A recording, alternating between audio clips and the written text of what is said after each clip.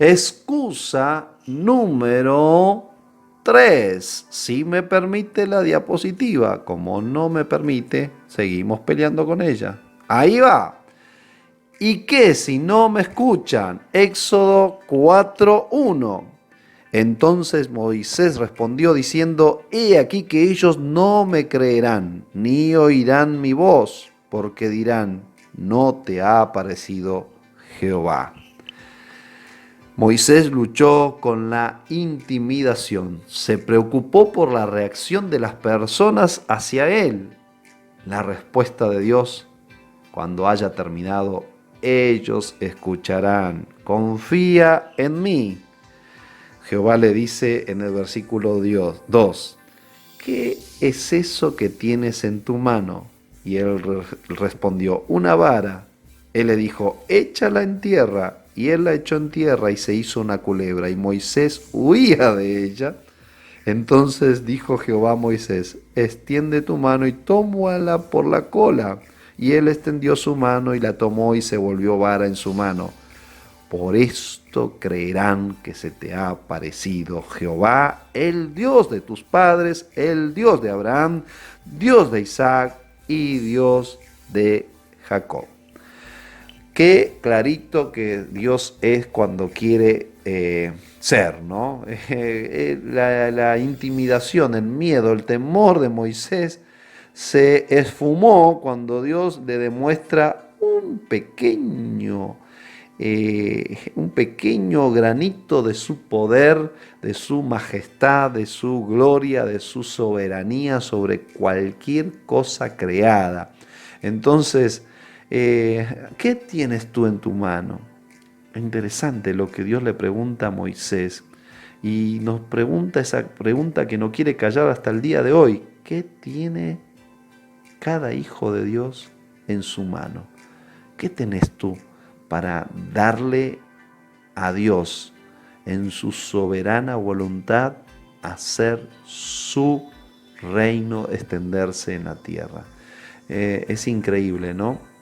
Las cosas más débiles, las más quizá sin sentido, insignificantes, quizás sin más propósito. ¿Qué era una vara en la mano de Moisés? Y bueno, sería para apacentar las ovejas de su suegro. Yo hasta me atrevo a decir que su vejez ya no eran las mismas sus rodillas, y quizá por ahí tenía un principio de artrosis y más que para apacentar las ovejas era para sujetarse él en su caminar por el desierto. Estamos hablando de un hombre de 80 años, y esa vara que para él no tenía más que ese valor insignificante, Dios le demostró que esa vara sería una prueba contundente de que el poder de Dios lo acompañaba, para que todo aquel que dudara de él no dudara, porque vería en él la gloria de Dios. Pastor. Decía al principio que Moisés le causó muchos problemas a Dios, ¿no? Y una de estas cosas es que Dios tuvo que andar respondiéndole de todas estas maneras para poder convencerlo de que él lo había elegido. En este caso, cuando él dice: ¿y qué si no me escuchan? Básicamente él estaba dudando, tenía dudas en su corazón. Y eso lo llevó a Dios a tener que hacer milagros, porque literalmente eran milagros para convencerlo, ¿no? De que él pudiera creer que Dios estaba respaldando, que Él era el que lo estaba enviando, y que no le estaba dando una tarea que Él no iba a respaldar, sino todo lo contrario, le estaba encomendando algo que estaba dentro de su plan. Pero fíjense qué interesante lo que dice Santiago capítulo 1, verso 6 en adelante. Dice: pero pida con fe, no dudando nada, porque el que duda es semejante a la onda del mar, que es arrastrada por el viento y echada de una parte a otra. No piense, pues, quien tal haga, que recibirá cosa alguna del Señor, porque el hombre de doble ánimo es inconstante en sus caminos. Y en la nueva versión internacional dice: pero pida con fe, sin dudar, porque quien duda es como las olas del mar, agitadas y llevadas de un lado a otro por el viento. Quien es así no piense que va a recibir cosa alguna del Señor, es indeciso e inconstante en todo lo que hace. Entonces, podemos redondear la idea en esto. Moisés estaba dudando y Dios se tomó el trabajo de convencer a Moisés. Pero mientras estaba convenciendo a Moisés, también nos estaba convenciendo a nosotros de que Él es el que nos comisiona y Él es el que nos respalda. Por lo tanto, nosotros no debemos dudar cuando tenemos en claro el llamado de Dios y como bien decías, pastor, no importa lo que tenés en tu mano, así como usó los panes y los peces, así como usó la vara, así como tantas otras cosas que Dios utilizó, las piedras, las mismas piedras. Entonces, Dios es Dios de todo, es Señor de todo y de todos, y no hay problema porque el que da la visión da la provisión, y Él es el que se va a encargar de poner todas las cosas que sean necesarias para que el propósito para el cual Él nos está llamando se cumpla, no solamente en nuestra vida, sino también a través de nuestra vida para bendición de los demás. Amén, amén. Una vez leí, y es muy interesante acotar, que una vara en las manos de Moisés serviría para apacentar las ovejas de su suegro, a lo sumo para servir de soporte de su cuerpo avejentado.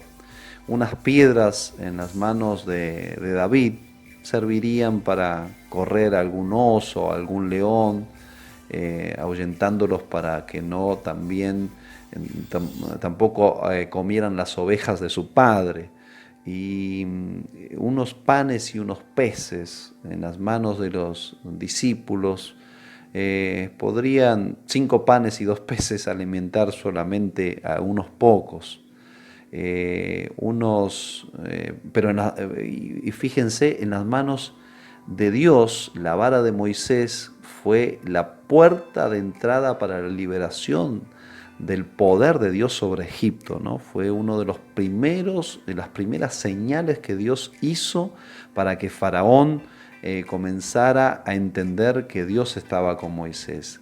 Las piedras de David en las manos de Dios, entregadas a Dios, derrotaron la primera piedra en la frente de Goliat, lo hizo perder la batalla para siempre.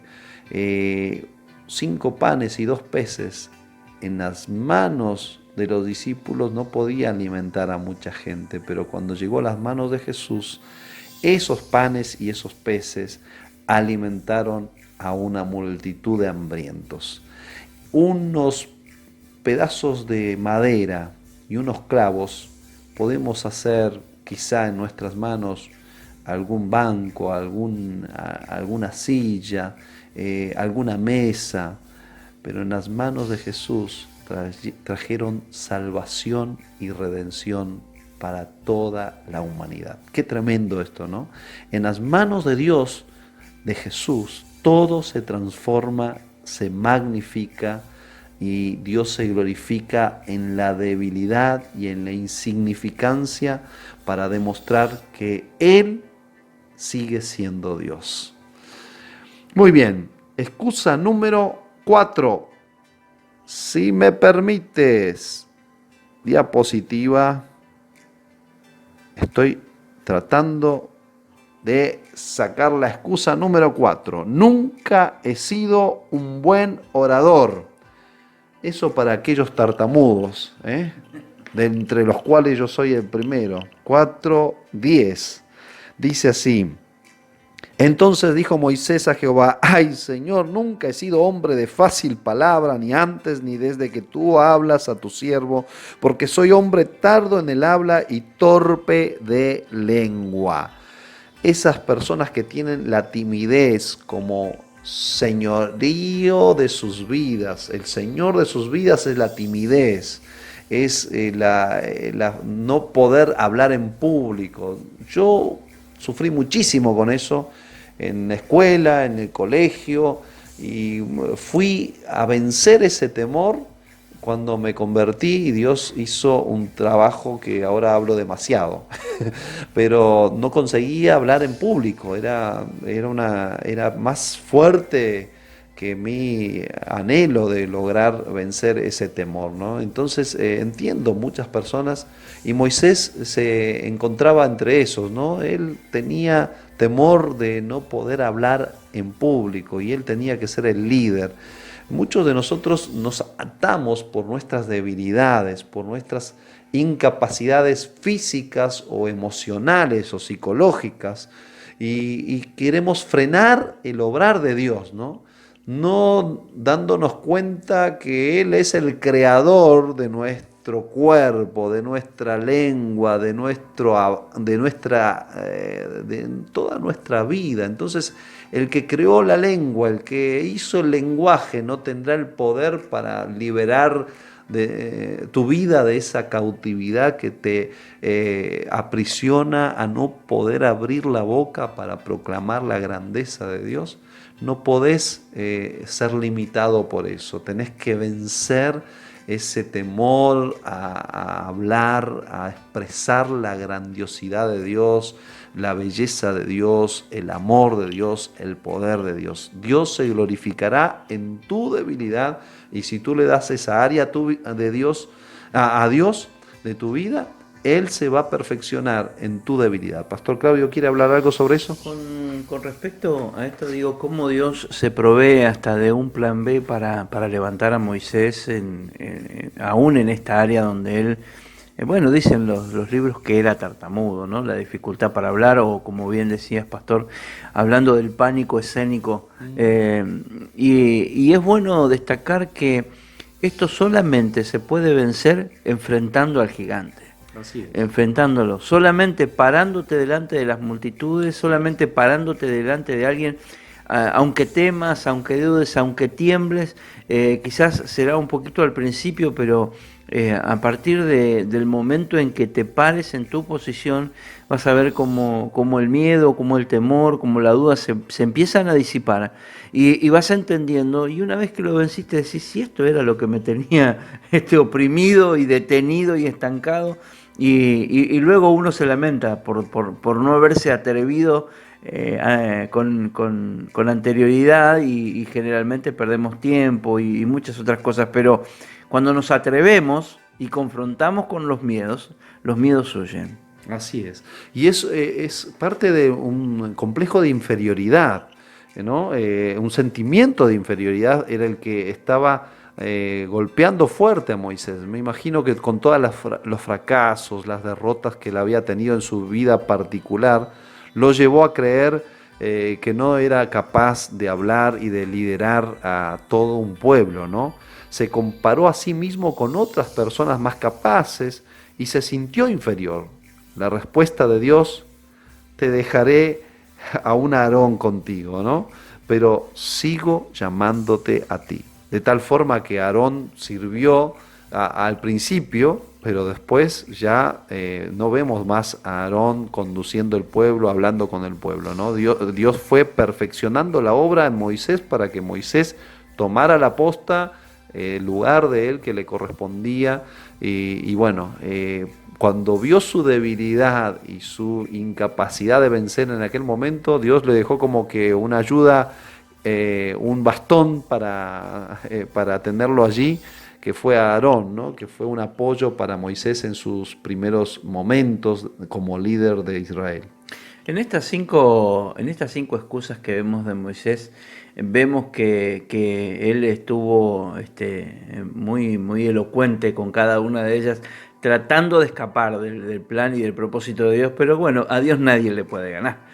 Entonces, Dios le pone a Aarón, pero también es algo extraordinario porque manifiesta también ese espíritu de cuerpo que Dios quiere que tengamos, y Dios siempre nos va a poner compañeros para alguna cosa que nosotros no podamos hacer, porque realmente si bien somos perfectos en Dios, también somos limitados humanamente, y entonces Dios permite en su maravillosa grandeza que podamos ser un cuerpo, que podamos ser un equipo.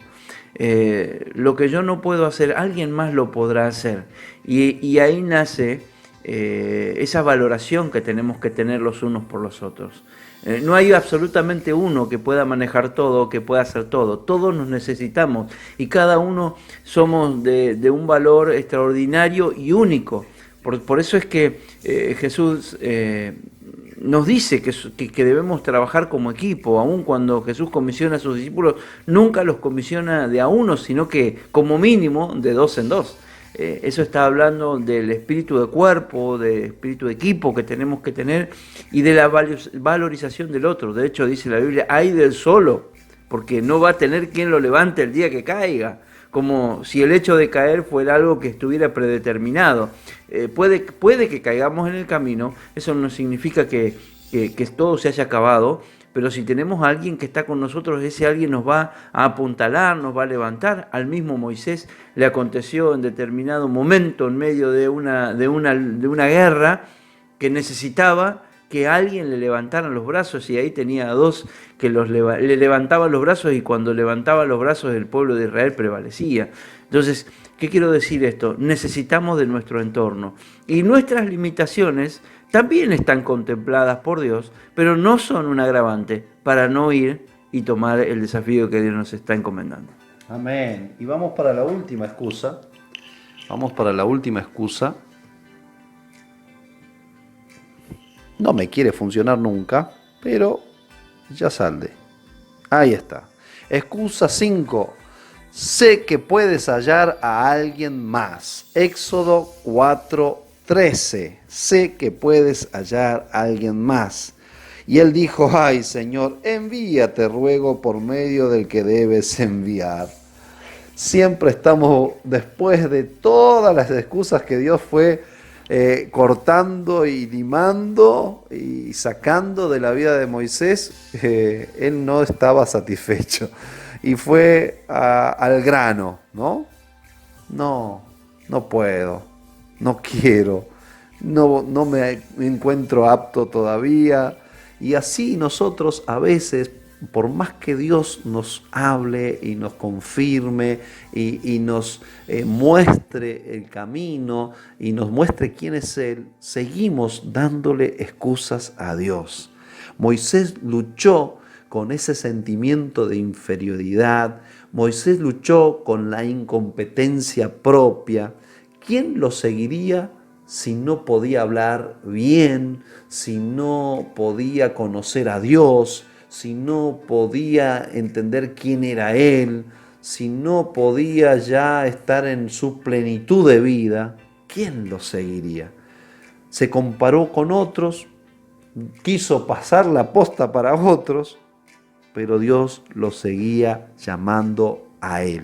Así es Dios, porque cada uno de nosotros tiene un lugar en el equipo que no puede ser sustituido por ningún otro en la tierra. Nosotros fuimos creciendo en el Evangelio y siempre nos decían una frase, ¿no?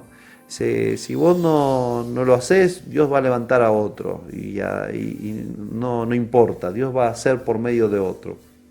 Y si bien es cierto en cierta medida eso, para Dios no hay nadie, no hay ninguno de sus hijos que es sustituible. Para Dios todos nosotros somos insustituibles. Preguntemos a un padre amoroso que tiene 10 o 20 hijos, si alguno de ellos tiene menos valor que otro. Ninguno. Todos son insustituibles en el corazón de un padre. ¿Por qué? Porque cada uno nació para cumplir una misión, un propósito único. Es único e irrepetible. Cuando Dios te hizo a ti, me hizo a mí, echó fuera la horma, ¿no? Para que no se repitiera un Wilder, un Claudio, una Amalia, un Gabriel, una Micaela, una Marisa, una Marta, una Viviana, una Mónica, una Noemí, un Pablo, una Nadia, un Gastón, una Janina, un Mauro, y creo que me acordé de todos, Pastor Claudio, pero somos únicos y solamente nosotros podemos cumplir la misión con nombre y apellido que Dios colocó en nosotros desde antes de la fundación del mundo. Pastor Claudio, para ir culminando, queríamos ir encerrando por aquí este primer video instructivo y quería que usted nos comentara alguna cosa. Queda claro y definitivamente claro para todos que Dios no nos llama por nuestra perfección, sino que por el contrario Él nos perfecciona para el llamado que Él tiene para con nosotros, por lo cual nuestras incapacidades, nuestras dudas nunca serán un impedimento para Dios. Él nos conoce, Él sabe de lo que somos capaces, qué es lo que podemos y qué es lo que no podemos. De lo que no podemos Él se hace cargo, de lo que podemos tenemos que ejecutarlo. Pero si hay algo que está claro es que no es ni por nuestra sabiduría, no es por nuestra inteligencia, no es por nuestro conocimiento, ni por nuestra experiencia. Es porque Él lo decidió y no hay otra razón. Él te escogió, Él me escogió, Él nos escogió a todos nosotros como sus hijos, como su pueblo, como sus siervos, como sus ministros. Y dice que Él hace a sus ministros como llamas de fuego. Esto quiere decir que Él te potencia, esto quiere decir que Él te levanta, esto quiere decir que Él te capacita, esto quiere decir que Él te impulsa, esto quiere decir que Él te da la victoria. Por lo cual ya no nos quedan ninguna excusa ni ningún razonamiento posible para negarnos a acudir al llamado de Dios. Que literalmente podamos decir como dice la palabra, heme aquí Señor, envíame a mí.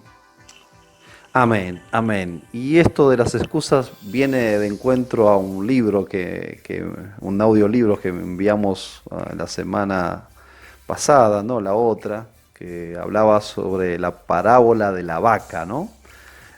Para otro audio, para otro video, vamos a comentar un poco sobre las excusas y las disculpas que encontramos, ¿no? Para evadir lo que tenemos que hacer. No tenemos más excusas. El sábado compartía con los que estuvieron en la reunión, decía una frase que impacta, ¿no? Por lo cual, oh hombre, eres inexcusable. Hasta aquí la enseñanza de hoy. Dios los bendiga y que pueda seguir edificando y perfeccionando la obra el Espíritu Santo en la vida de cada uno de ustedes. Un abrazo grande del pastor Claudio Sandoval y del pastor Wilder de Melo. Y hasta el próximo video, Dios mediante, será hasta mañana.